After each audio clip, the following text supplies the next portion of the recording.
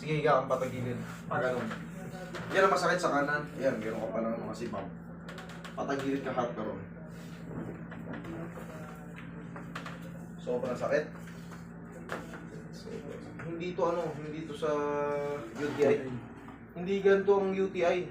Ang UTI, iinda-inda ka rito, pero kaya mo maglakad, may masakit sa puson mo. Ganun ang UTI. Pero Ganun po yung una kong linggo, Pag hindi po talaga ako ganun. makalakad eh. Tapos nung pangalawa, ito na lang ang problema.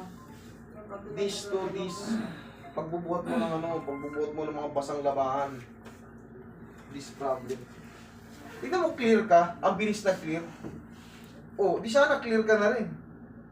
Pero pag this problem, hanggat hindi natatanggal ang pagkaipit niyan, hindi ka makakalakad. Napanood 2 weeks na rin, sir.